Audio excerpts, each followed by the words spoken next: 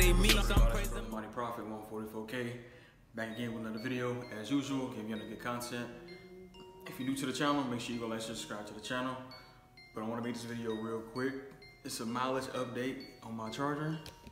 You see, y'all, if you new to the channel, go watch some of my videos.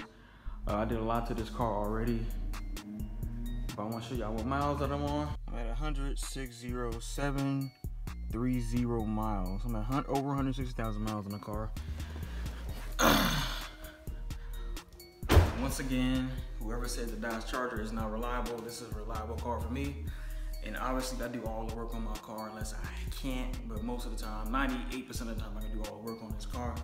So, and you can do this with any car. I mean, not any car, but well, yeah. You can do this with any car. Make sure you keep up with the maintenance on the car. That's it. That's all you gotta do. Make sure you do your oil changes right. Whatever it might be, service engine light, take care of it immediately so you won't run into any other problems. I mean, just basic stuff like that. Just make sure you're doing what you gotta do to maintain your car. Make sure you know what I'm saying, have the funds or whatever like that. But I'm at 160,000 miles on the car. I know I did. If you watch my, if you haven't watched my video, my paint looks damn near brand new. You don't really see any swirls in there, but other than that, looks new, glossy finish. You don't hear no scratch. If you got rough paint, you'll hear a scratch. I did my paint, so go watch that video on my paint. Other than that, this car has held up good for me at 160,000 miles. As y'all know, the last thing I replaced on here was my inner tie rod end. The suspension was the only thing that I had to really replace. That was like the biggest replacement. The hood real quick. Still, everything's pretty much original. There's really nothing new.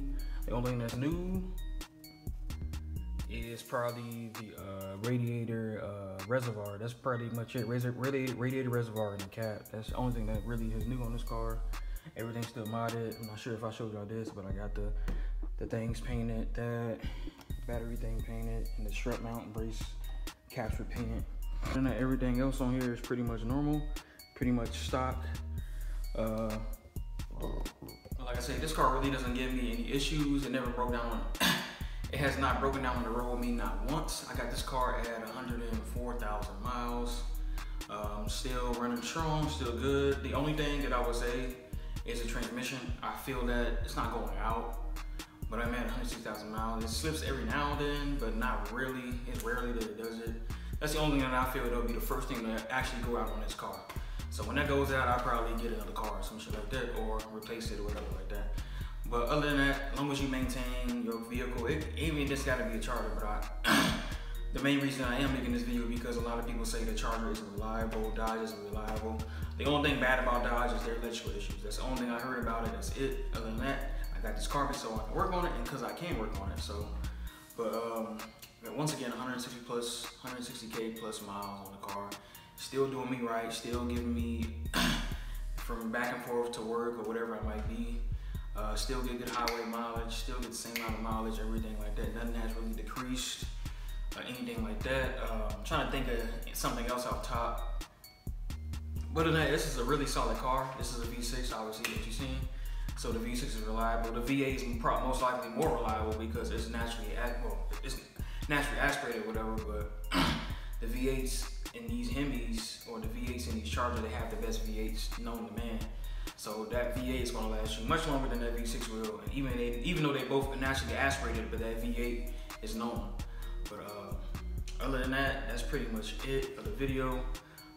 If you want a Dodge Charger, you want to buy a Dodge Charger V6 or V8, these cars are really reliable. The only issue that you will have is with the suspension. The suspension parts really aren't the best thing. But other than that, the car rides fine. Don't go past 20s on the inch wheels on the car. But yeah, pretty much other than that, that's pretty much it. I really don't have electrical issues at all with this car. Like the window lock, the window up and down still work. The lock button functions work. No issues with the push button start. Nothing. Like I have no dashboard light. Ever since I had this car, I haven't had a single dashboard light yet. But once again, like I say, this car, the car doesn't give me any issues at all. Literally at 160,000 miles, I would never thought I'd see that this car be at 160,000 miles. As much bad shit as I hear, as much bad as I hear about this car, oh, it's not reliable, it's not a family car, blah, blah, blah, this and that. I mean, like I said, it's getting me back and forth from everybody to go to. I'm not having a single issue with it. Like I say, once again, no dashboard light, no nothing. The only thing I was having an issue with was when I replaced my tire pressure sensors. It's not really an issue, but the light wouldn't go off, and eventually it read the tire pressure, and then maybe like a week later it went back on saying service tire pressure sensor on my front left, and then it just went back away like last week. So that was probably like one of the only really issues that I can say. It really wasn't an issue. I mean, as long as my shit was riding, it was riding. So, but other than that, that's pretty much it. I just want to give y'all a quick update on how the car is doing, how reliable the Charger is. So if you are in the market for a Dodge Charger, get it because it's reliable. If you know how to work on it, get it. It's reliable. It's easy to work on. If you don't know how to work on it, if you have the funds to keep paying a damn auto shop or your mechanic, get it because it's reliable. It's going to be easy.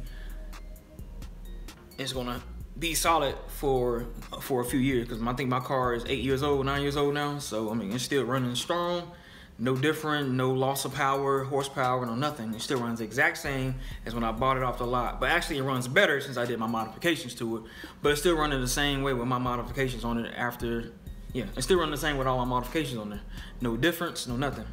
So one thing I do recommend is y'all getting something like this for your vehicle.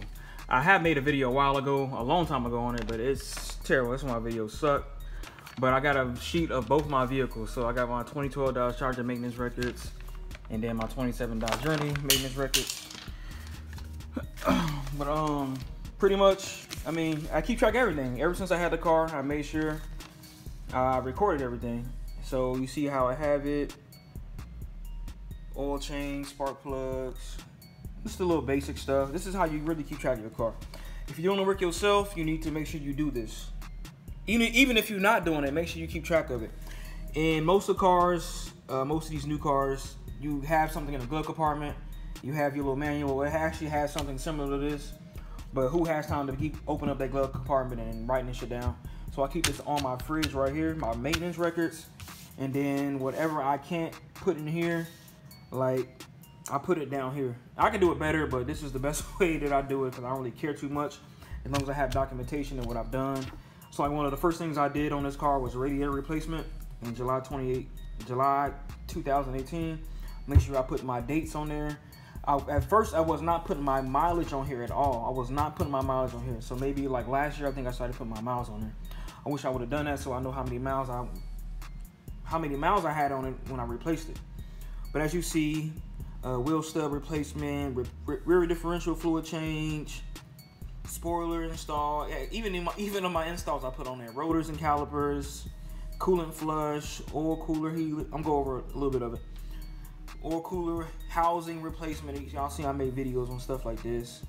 Fuel pump, sway bar links, bushing replaced, front, rear, and upper lower control arm. Alright, that's when I started putting the mileage on there, like right at that oil cooler housing replacement. Or actually my rotors and calipers, that's when I started. Nope, even before that, rear differential replacement. Something the shit you can't read because it's kind of chicken stretch. Lower ball joint replacement and outer tire rod. New lower ball joint, upper control arm, front control arm. Spray paint, front wheel alignment, power steering fluid change. I did a video on that. Go watch that video. New tires. Anything that has to do with my car being touched, I replace it. I mean, I write it down. And if it's not getting written down where I can't put it here, like even when I put it here, I'm still gonna document it down here. But like basic oil changes, blah, blah, blah, I put that down there with my miles on there as you see. But fuel pump and auxiliary pump, I replaced it twice. Tire pressure monitoring system, see that? And inner tire rod replacement, just replaced that like a few days ago. Other than that, use something like this to reference for your records because it's really going to help you out in the long run. Like, damn, did I replace my such and such? Damn, I can't even go back and look at it because I don't have a sheet like this. So I do recommend a sheet like this.